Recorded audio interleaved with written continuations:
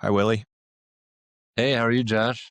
Doing well. I'm really excited to chat with you. You're a fascinating person to watch. I learned of you through our mutual friend, Josh Harris, and just being able to see some of your escapades, all the places in the world that you've been, all the things that you've got to do with your body, and, the ways that you've kind of like found to give back to, individuals and organizations throughout all of that. You're a really inspiring person. So I'm excited to chat with you and learn from you. Thanks so much. I also am excited for those things with you. Love this podcast you got going. Thanks so much. It's been a heck of a journey. It's allowed me to get closer to folks like Josh and, pretty much anybody that I've had a conversation with on here, I've stayed in touch with. So it's really become quite a vibrant community in the way that we kind of like give back to each other. Love it. That's great. Thank you for doing that. So tell me a little bit about yourself. I typically like to start with the individual that was making the choice. And before we started recording, told me 5.5 years at this Mm. point. Uh, If you're able, walk me back 5.5 years ago, maybe even a little sooner, to the individual that looked in the mirror. What did they see and why did they want to make a change? Yeah. So of course it's, always an evolution and a long journey in some ways.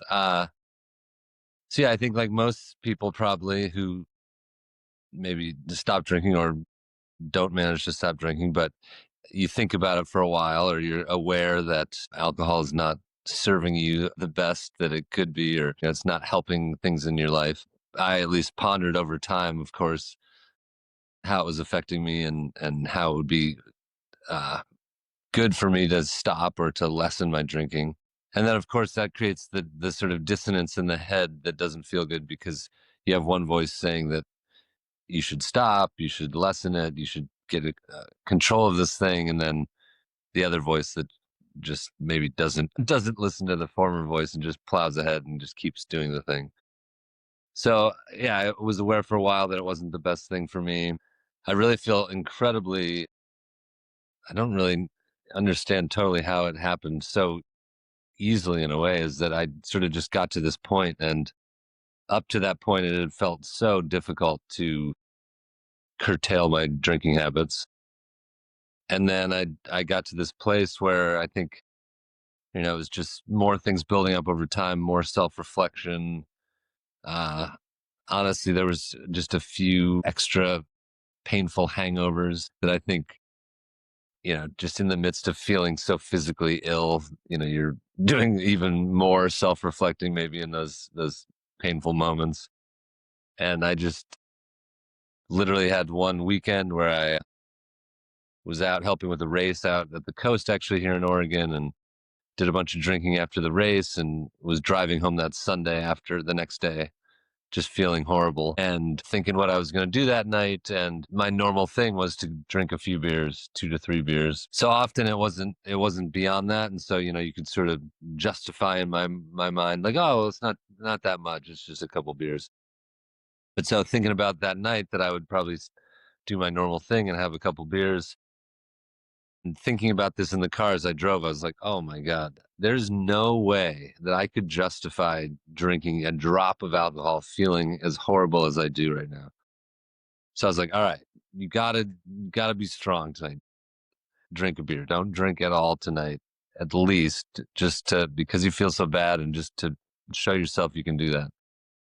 And so I didn't drink that night. And of course, upon thinking about when the last time I had taken a night off, I couldn't really recall. So basically, I realized I was like, wow, I never, almost never go a day without drinking. And so then the next day, well, I will say, so I had no grand plans on that first day to make this a long term thing.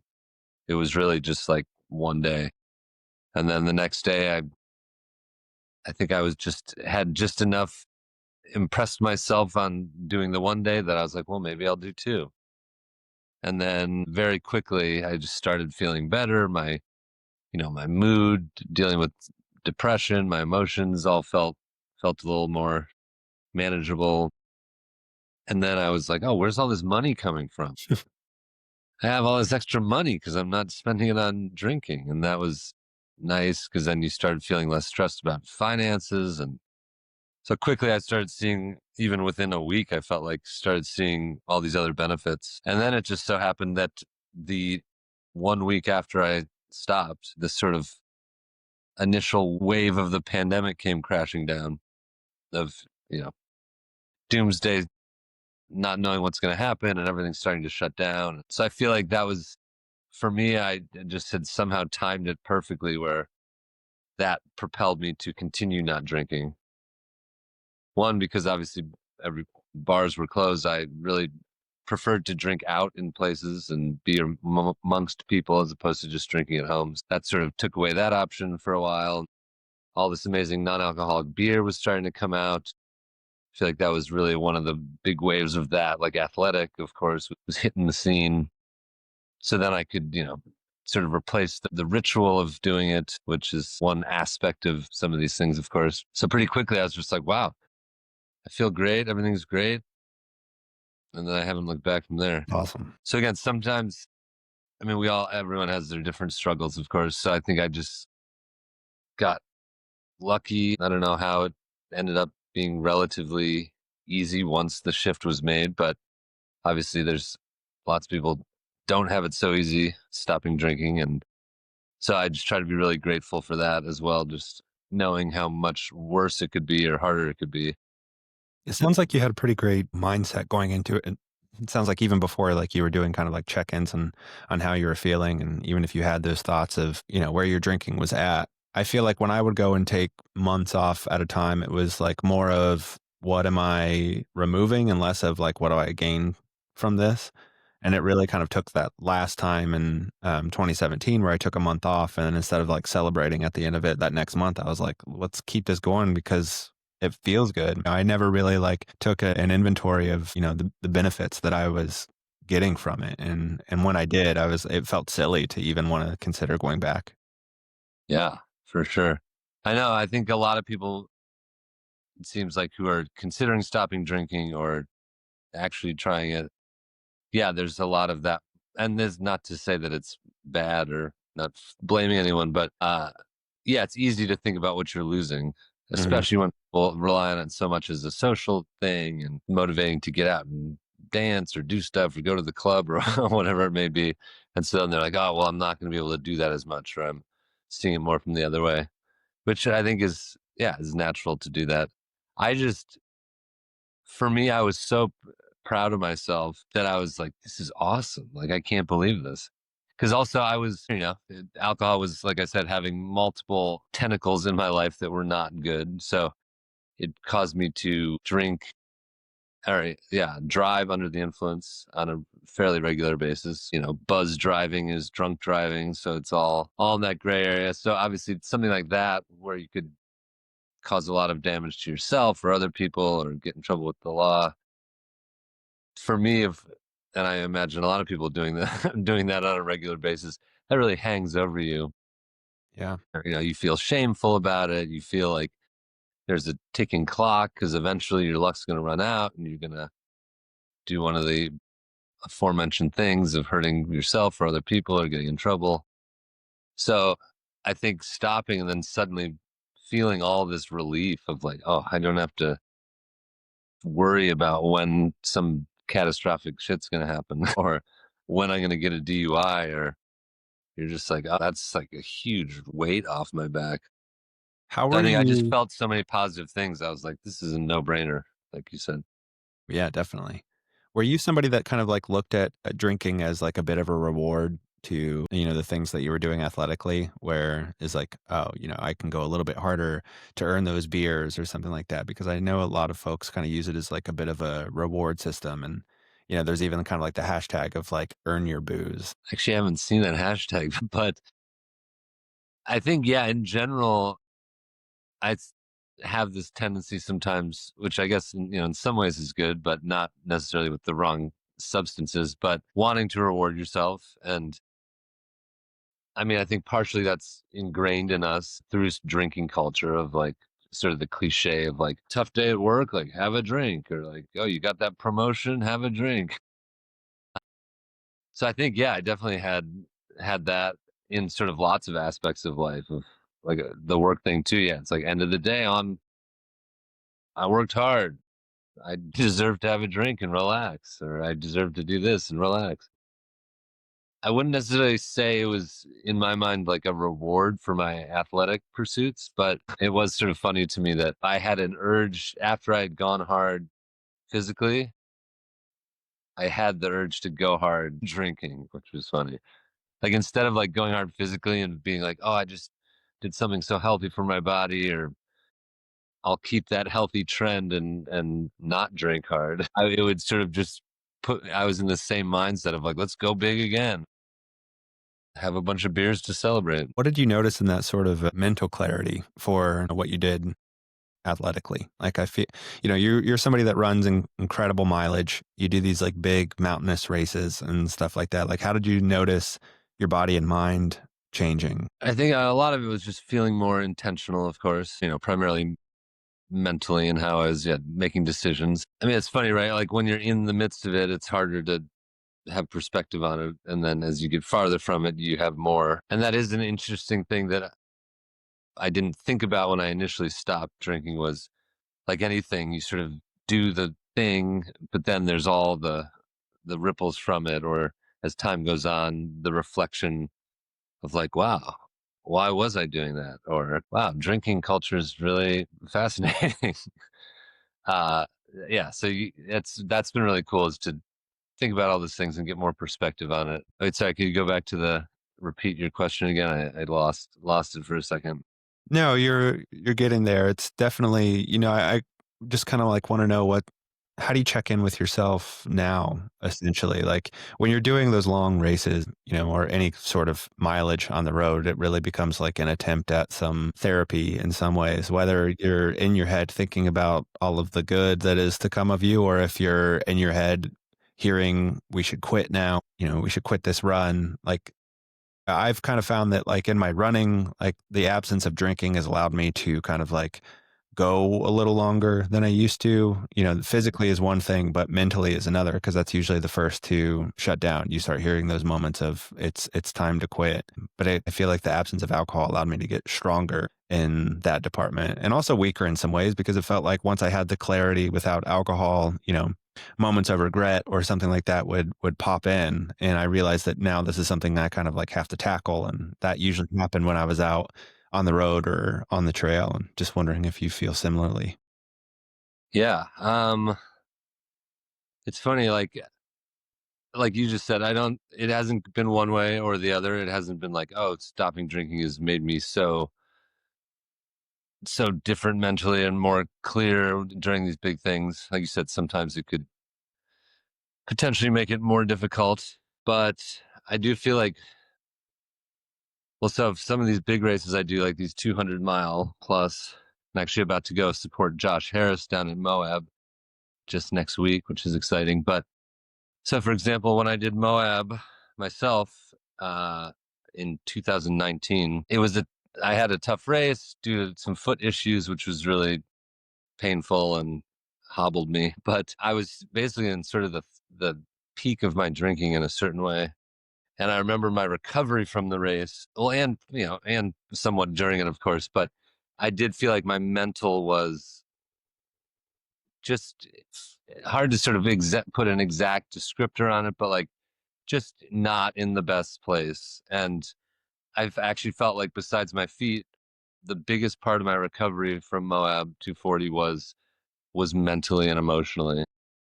I just felt sort of wrecked and just like not in a great headspace. And then 5 years after that, so basically I stopped drinking, 6 months after Moab. So then 5 years after that, at Tour de Gent in Italy, which is an 210-mile race with 3 times the amount of vert of Moab, one of the hardest races in the world. It was sort of fearful of what my recovery was going to be like after Tour because it had been so rough after Moab. Shockingly, my recovery from Tour was very, very manageable, like especially mentally and emotionally. And so I think the main thing I attributed that to was just being in a better mind space or, mental space generally, and largely due to the fact that it wasn't sort of clouded and obscured with excessive drinking. So, and those words I think are key, of like sort of clouded, was it didn't always feel, like I said, like it was exactly helping or hindering in these exact ways, but more just like just cluttering, clouding things. And so, which I think is a natural descriptor, like it's not helping you live your cleanest, most optimal life when you drink a lot, I'd say. So I think that was how I felt it the most. Yeah. Yeah, it's definitely kind of like, a crowded room. It's not, you're not always aware of what is around you, but when you try to like move too quickly, you're gonna trip over something. And Yeah, that's a good one. so talk to me about why you run. What do you love about it? How did you get into it? Yeah, so I think my whole overview is that I think I've always dealt with anxiety throughout my entire life. Like I was naturally just sort of a extra sensitive, porous child that felt the anxiety of the world. So I think anything, or rather, more specifically, I got into climbing when I was a kid. So I grew up in Chicago, and at age 10, I started going with some friends who would go once a week to a climbing gym. And so I got it into doing that and really connected with it. And I think one of the reason people connect with it, and I think especially a lot of kids connect to it, is because it is this perfect antidote to having a lot of energy or having a lot of anxious energy. Is like, it provides something that is intensely focused, and provides that sort of mindfulness, and hopefully through that sort of getting into a flow state where you're just doing and not overly thinking about it, the activity you're trying to do. So I was an obsessed climber from 10 to 21, to college in Colorado, trying to get near the mountains and doing pretty serious climbing, sleeping on the sides of in Yosemite and doing all sorts of stuff like that. And so really I think those activities were, I was really doing those and taking those to such a level because it provided the good feelings for me that was help lessen my sort of anxious disposition to the world. So I kept doing that and kept getting more extreme with my climbing. And I actually started climbing without ropes, which was the ultimate talk about substance abuse. This actually all ties together, honestly, is I say that climbing without ropes was the most amazing drug I've ever taken. It's like amazing, like the most amazing. Like I always say to people when trying to describe this, that most people hopefully know a little bit of what the sort of flow state feels like. And maybe that's through athletics, or even if your job of some sort, and just really getting into the moment and not, like I just said, not overly thinking, you're just doing and you're totally mindful and it feels good. But so what if you took that feeling and cranked it up to the highest possible level? Like how intense that would feel and amazing that would feel. And it's at the highest level because one mistake, moment of breaking that mindfulness and that focus could be death. So it's like cranked up. So most powerful drug I'd ever taken. Every time I did that stuff, I just wanted more. I wanted to go higher, go harder, go longer. So I started feeling really guilty about that. So again, very similar to like a addiction, drug addiction. My family and friends knew I was a hardcore climber, but they didn't know that I was going that hard. And I started feeling guilty about it and shameful about it. And, I was close with my family and friends. And I'm like, man, if they knew that I was going up into the mountains after class at college and no one knows where I am, and free soloing up a 70-foot piece of ice in the mountains, I was like, they would not be very happy. They would be very worried about me. So I had an ice climbing accident senior year of college, and that is what started me into running. Because basically, so I had this big accident that's a whole story of its own, of course. And I survived it, and I realized that I was basically this opportunity for me to rework my relationship with risk taking. And but I still needed to figure out a way to push my mind and body that where I could tap into these feelings of being in a flow state, and within that flow state then feeling sort of this oneness and this connection to the things around you. So that's how running started, really. And I remember I had this dream in sort of that transition period of having to reassess my life and reassess the things I was doing and how I was going to try to continue to get some of these good feelings but not kill myself in the process. I had a dream where I was flying over the landscape. And so it was sort of this thing of like, oh, instead of climbing up things, I can traverse across landscapes. And that was really enticing to me. So that's how I got into that. And yeah, I was just really trying to find that continued feeling that could help me deal with anxiety and depression and feel connected to nature and feel connected to my body and get all those good sort of benefits. Yeah, what does it feel like to be out there? If somebody doesn't do like long distance running or trail running and stuff like that, it's kind of like tough to describe because there's such a it's almost like your mental state can kind of like follow the landscape itself. How would you describe like, what is it like to be in your head when you're out there for those long races? It's all over the place, that's for sure.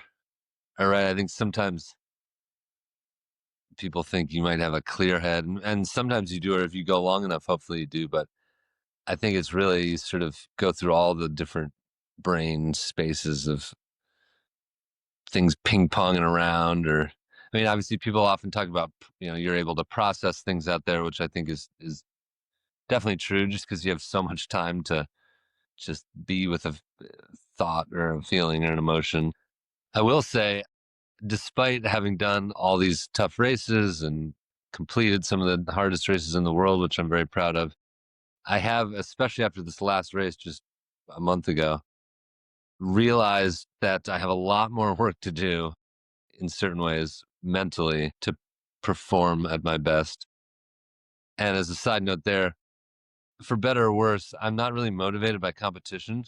So like these big races, I just really want to finish instead of caring too much about where I place. But I do realize that, and again, not caring too much about going faster, but I could go faster, have a shorter race, be out there a few less days maybe, if I improved and strengthened some of my mental facilities. And so it's more specifically is I realized still how much anxiety can affect me. And about to write a piece about this, which I'm excited to dig into it. But I had a really close friend who came out to Swiss Peaks with me to do the race. And amazing guy. We've done tons of adventures together. He's very tough. We've done a lot of ultra distance adventures together and, long pushes. And so I know he knew he was capable of attempting this race, but he had never done an actual race of longer than 50K before. And this was a 380K race, Wow. which normally as a coach, I would never, like my official stance, if somebody was like, I've only done a 50K. Should I sign up for this 380K? That's one of the hardest races anywhere. I would be like, no, don't do that. But this was a special case because I knew this guy so well. And so I actually coached him and then went over there and did the race, both of us. And he basically crushed me, which was awesome. Congrats, Paul. He did it like 23 hours faster and just had a really great race. So a few things in thinking about the sort of why he did so well and why I struggled a little more. I think there was a few things. One, he sort of had this beginner's mind, which is a cool theme that applies to lots of stuff, but he had never done a race that long. So there was sort of some of the ignorance is bliss aspect going on there of he was just sort of had this fresh mind and was really excited. He had a lot of good things going on in his life. New girlfriend he was super excited about, and he had all this positive energy built up. And yeah, he wasn't thinking about, oh, I've done, this other 200 mile race I did, and it was so horrible. Or he didn't have that mental baggage of past long experiences. And I think I experienced more anxiety than him, and that in his mind just works a little differently. And so I think, he just charged ahead. And whereas I went into it with sort of had just heard some family health news that wasn't great. And so I was definitely had some reasons why I wasn't in the best headspace. But for example, I have this thing where if I don't really like people right behind me in a race because I feel more pressured to go faster, and that sort of gets me in my head. Whereas if I just want to do my own pace and feel comfortable in that. And yeah, if somebody's right behind me, it sort of gets me not feeling as great. So if somebody comes up behind me, most of the time I just pull aside and let them pass, which is sort of funny in a race environment to do that all constantly.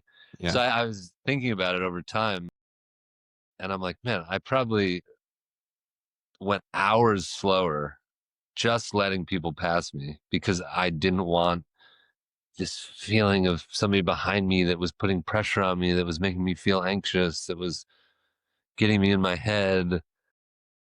So it's just interesting. I'm like, if I, and that's just one example. And there are others where it's like, if I'm feeling tired or I'm feeling vulnerable or I'm worried about the storm that's coming in, because obviously in these mountain races, you're dealing with all sorts of extreme stuff. Is like my tendency, instead of forging ahead, is to slow down or to take more time at the aid station. I guess, natural things overall, but I just more after this past race, more directly linked those things of like, wow, I think some of these sensitivities, anxiety, just like in very real time in a race setting will like cause me to not operate at my potential. I mean, I'm, I don't want to take away from my accomplishments. I'm still proud I got it done, which is obviously a big deal, and mentally in its own right, just pushing through the lows to get something like that done over 6 days still requires some good mental fortitude. But I think it's healthy to also be real with yourself and have some real assessments of where you're at. So it's exciting in a way, of course. As a coach and somebody who works with other runners, the mental muscle is really my one of the main focuses, of course, and something that I get most excited about for myself too. It's exciting to think about continuing to build that muscle. Yeah. How does that fall into your coaching? I feel like there's a lot to be said about that. It's one thing to kind of like prepare the body physically to go do something that's going to take days on your feet and, to be thinking about active recovery, the recovery after the fact. But some things you can't always prepare for mentally. So how are you coaching folks to prepare for the things that you can't prepare for? Well, so my main outdoor philosophy, which applies to everything, racing, adventuring, climbing a mountain, whatever it may be, you have the only appropriate decision is made in the moment, because that's the only time when you really know what the conditions are that need to be taken into account to make the decision. So I just remember like years ago climbing the highest peak in Mexico, actually. We were down at the base camp area and we were going to do it the next day. And there were people coming down who had tried to summit the previous day. And everyone was like, no one has summited because the conditions are super sketchy and it's just crazy ice and really treacherous, and like no one's making it. It's so dangerous. So of course we were like, shit, should we still go? I don't know. Is it going to be safe? Is it going to be too sketchy for us? And so we ended up going. And the thought was, which I still is part of my philosophy, is you can always go check it out and turn around if it gets too dangerous or you don't feel comfortable. Like you can go and you can go and you can go. And at this point you feel it's too much, just turn around and you can be safe. So we went up to check it out the next day, and there was none of this crazy, scary ice to be had that people had been talking about. And we summited the mountain, and had a perfect day and it seemed very safe. And so just one example of like you can think, what if I heard this, or the forecast said maybe this, and all this second guessing and questioning and hemming and hawing. And it's like, well, the only real time to make the decision is when you actually are there seeing what's up. So, and really that any of that anticipatory mind hamstering beforehand is essentially wasted energy, especially if it's constantly negative thinking, oh well, this is going to be bad, or that's going to be bad, or we're probably not going to be able to make it. And that's even worse. But even if you're thinking positive thoughts, at some point it's still unnecessary because you just don't know. So I think, yeah, trying to just be as in the moment as possible. And then a few things going along with that, which is like this goes throughout training as well as in a race or in an adventure, is knowing why you're doing it, and not only thinking about that once, when you start the training, is like constantly, or on a regular basis, going back to why am I actually doing this? Because that, your ultimate goal, why you're doing it, what you're getting out of it, that all affects your decision making as well.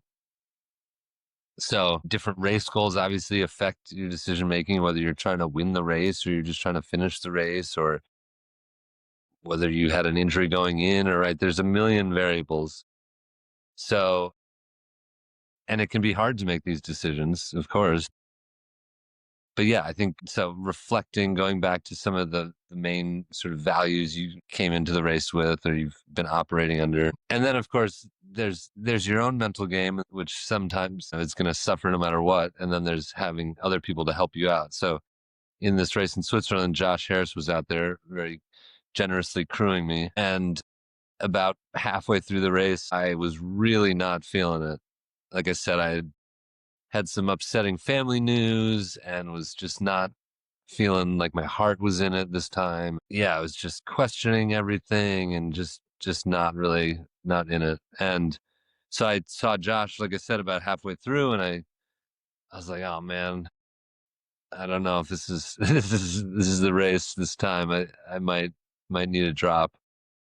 And I will say I was pretty impressed by his tactfulness of not being too forceful, of course, but trying to urge me on and bring up some different points here and there. Like, you really don't look like you're struggling that bad. Or I think you've done stuff much harder, and you came into this sort of knowing that it was going to be brutal, and so this is partially what you came for. And so anyway, he went through a whole list of different things, and eventually urged me on enough so that I took the bait and I kept going, and then got far enough along that I was like, all right, well, I'm not going to quit now. I got to finish this thing. But so that's all to say that, you can work on your own mental, which is super important, but there are times still when somebody else might have to give you a mental boost to get you pushed through. How did that feel to kind of have your own coaching mirrored back to you? Frustrating. Yeah, it definitely is a different side of things to be on. I mean, yeah, in those moments when you're in so much physical discomfort and you're just like, "Oh my god, I can't imagine going on for another 3 days through when my feet are already killing me," or whatever. So yeah, a little angsty, a little like a teen. Don't tell me, don't turn my own coaching on me. But and yeah, there were moments where I was, you're just sort of getting a negative headspace. You're like, this sucks. You're like, I don't want anyone to urge me on. I just want to quit. But of course, in the end, ended up being very grateful for his turning my tactics on me. It's tough to remember what the end of those things can feel like. Like you've experienced the high of finishing and knowing your own kind of like self worth and what you went through mentally and physically to be able to, champion yourself and say, we did it.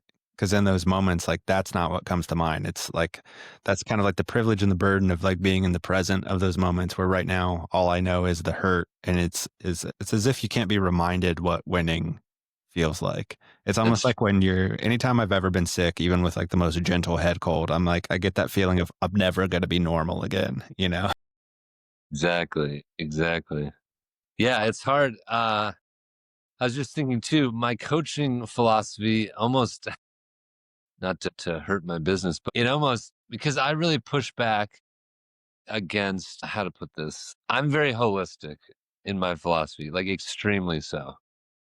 Like I say to coaching clients sometimes, and luckily this doesn't happen too often, but it's happened plenty over 13 years. It's like sometimes the most successful coaching client relationship might be one where the client doesn't even end up doing the goal they initially set out to do.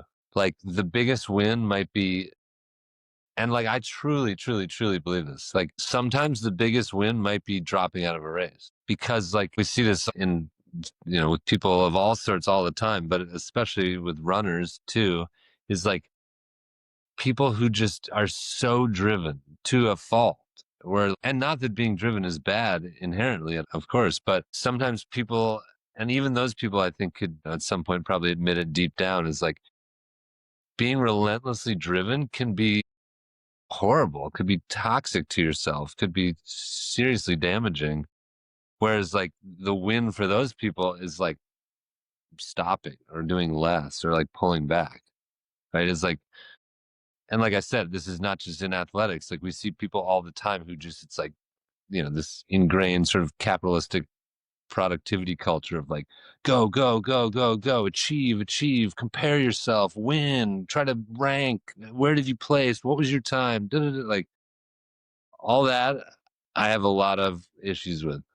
And like, it probably goes back to my own different baggage of comparing or feeling like I wasn't as fast as somebody when I was a kid or something like that. But I also really believe it and feel it. It's like, and I feel like it's also fairly clear to see how a lot of people are feel the negative effects of that sort of mindset of like this relentless, like can't cut yourself any slack, have to just be on your shit constantly. And it's like, that's like a perfect way to like burn out mentally. It's a perfect way to burn out physically, potentially. That's burn out emotionally, burn out in all the ways. If like you can never cut yourself slack or, even like as a coach, I try to dictate people take one rest day a week at least. Uh, and for a lot of people, that's like so, so hard. Yeah, some people can see that and they're like, well, if I take one day off, like everything I've built up to this point goes away. Yeah. It's like there. So anyway, like I was saying, sometimes in my mind, the win is doing less. And so that mentality though makes like my own experience in Swiss Peaks even more difficult because if I just had this like go, go, go, get it done mentality, I would probably push, I might not have as many questioning moments of like, oh, should I finish this? Should I not? Because I would just be this bullheaded, like, keep going, plow ahead. But with my philosophy, it's like, what's the big picture? So I guess there's probably, again, I totally believe in my philosophy, but maybe at some points there's a middle ground to be utilized. But, because, right, like I wanted to finish the race. I'm not trying to place. I'm not trying to, I was towards the back of the race. There's tons of adventures I want to continue to do. Obviously, even this fall, I have a trip to the Grand Canyon coming up in a couple weeks. I'm going to pace Josh 30 miles. So, right, there's also this like, my ankle was hurting at one point in the race in Swiss Peaks. And I'm like, is this going to continue and develop into some injury? I don't want that because I don't want to be laid up for the rest of the season. I want to be able to do these other things. So, the holistic mentality is more nuanced, less black and white, but because of that can complicate things a little bit. Yeah, I feel like I've learned, you know, a lot of lessons in injury coming from running. It's to the point that you're talking about right now of like you have that vision of this is something I want to be able to do longer, like my whole existence doesn't like live or die on this like one race that I'm doing. It takes me back to kind of like my why, which is like, this is something that I get to do. This isn't something that I have to do. In those kind of like training moments, it really feels like work and it is work in a lot of ways, but it is like a celebration of body and of mind. And like that comes back to my sobriety as well. It's just like I don't know that I would ever stuck with running. I don't know that I would have enjoyed it as much as I did if I didn't quit. And it kind of allowed me to like put that in words of this is something that I get to do. And sometimes it's really tough to remind myself of that, especially when you're just kind of like slogging through and you have the sort of like quit moments. But when I can, I try my best to remind myself of like, this is a celebration of body and mind. Like, how lucky are we to even be out here to feel this shitty? Yeah, I love that. I sort of have a morbid, dark sense of humor sometimes. But I sometimes say this to some of the workouts I lead, even some of the corporate workouts I lead. I keep it a little edgy. I'm like, think about all the people, when they're like in the midst of the workout and it's hard, or their legs are burning or whatever. I'm like, think about all the people who aren't alive who would love to feel a burn right now. And Yeah. it's like so true. And the fact that life could end at any moment, obviously. So therefore it's like life is so precious. That's obviously a reason to try to be mindful and embrace it and utilize it as best we can and enjoy it and be grateful for our bodies. And like you said, I mean, it's just so right. It's so cliche, it's cheesy, but and it's incredibly simple and also incredibly true. It's like we never know when our time's up.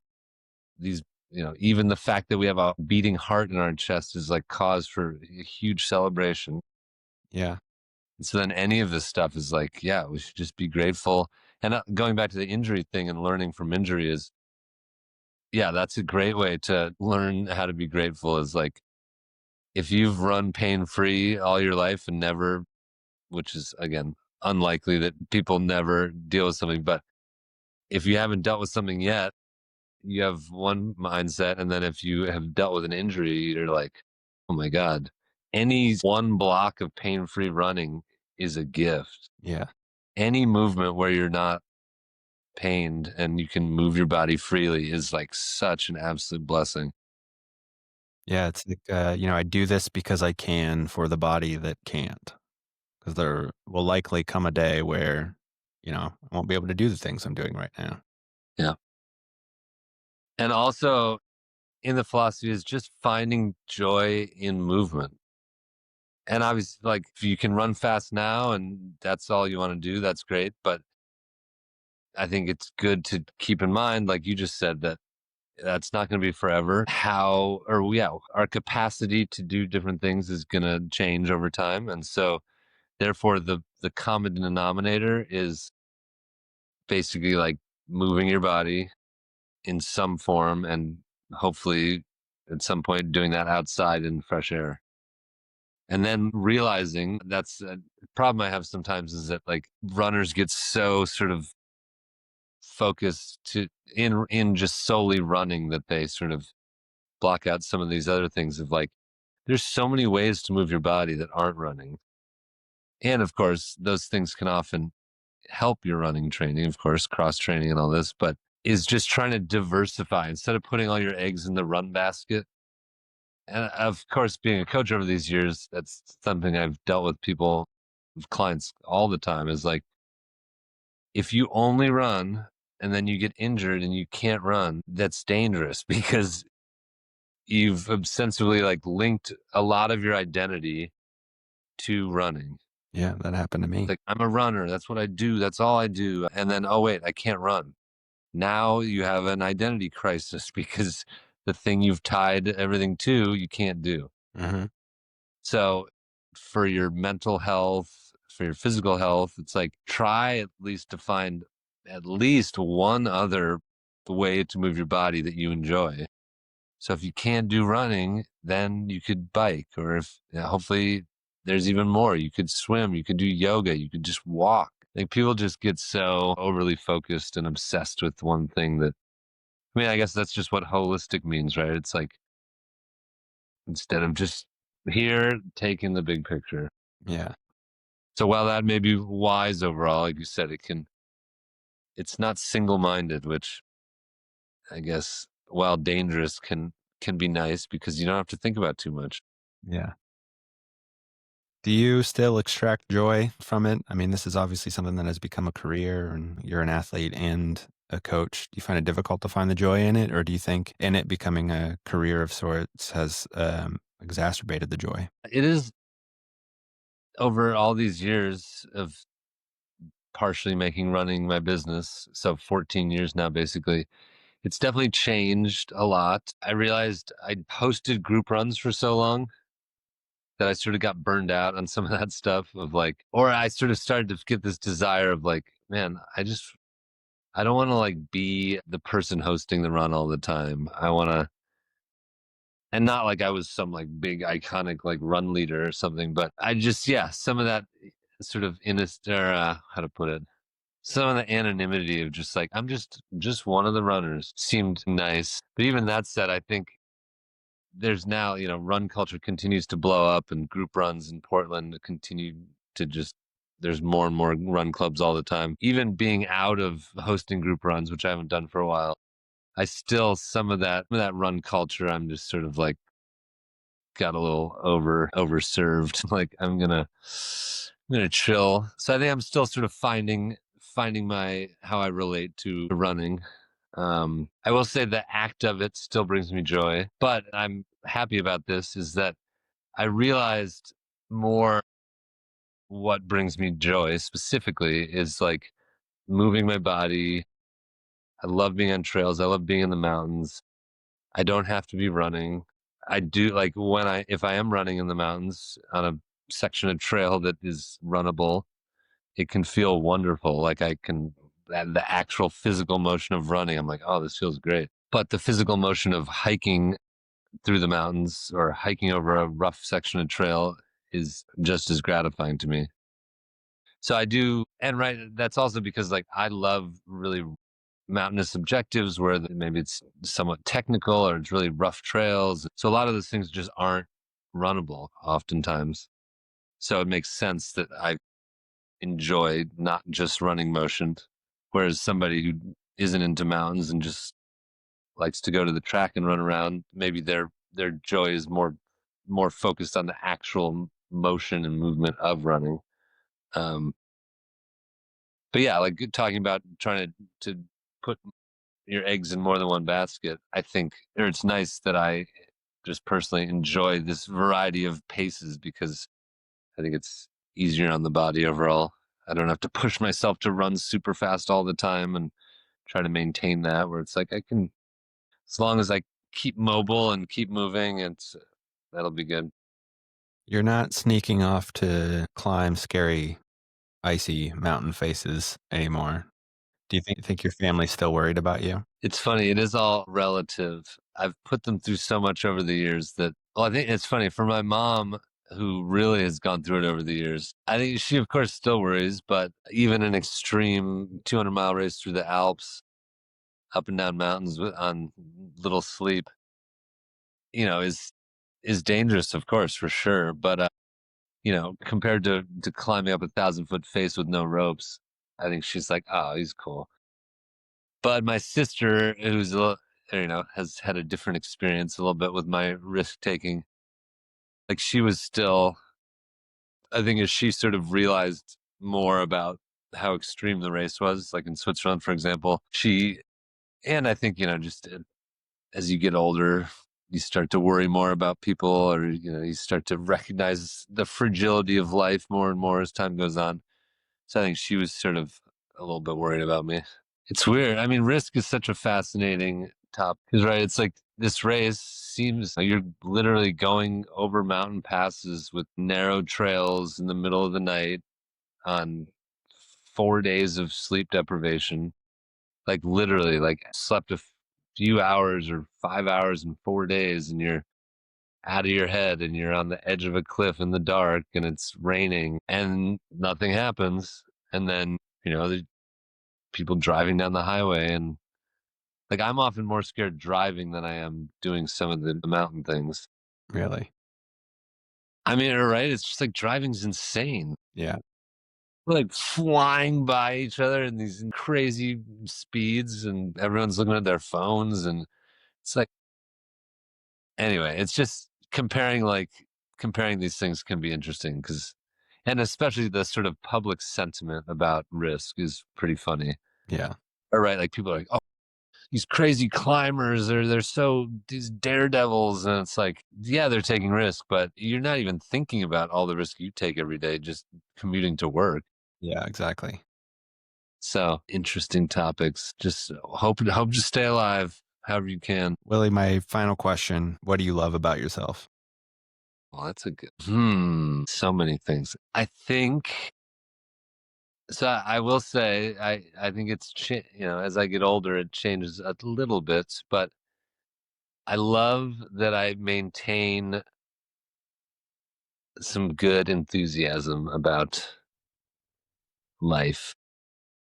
And it's changed a little bit. And of course, I'm not all rosy outlooks all the time. Of course, uh, I think in a lot of ways I'm a realist about, about the general world, politics, and things. And realism often equates to pretty dark. Unfortunately. But and I think most of people who know me and friends and whatnot would agree with this, is like I can get pretty stoked about things, which despite dealing with depression and anxiety and being upset about the state of the world, very upset about the state of the world, I'm almost more proud of myself for that than is like I can still get super pumped up and try to, call my friends and be like, dude, we got to do this thing. Or like, oh, let's plan a trip to South America. Or like, let's go big. We got to keep going big. And that, of course, doesn't mean big mileage or big whatever. It just means, I think trying to take advantage of being alive and going back to like, we could literally die at any time. People die all the time. So let's do things we love to do, love a lot, be with people we love, do big things, do things that scare us, do things that are exciting to us, do things that are going to push us. So yeah, I think maintaining, despite all the things that are trying to sap us of our enthusiasm, I think maintaining that spark is something I'm proud of and Yeah, love about myself. that's important. And I'm glad that you're able to do that. Appreciate the question. It's good to give ourselves some love. Yeah. Willie, thanks for the time, man. This has been really great. Thank you so much. I really appreciate it.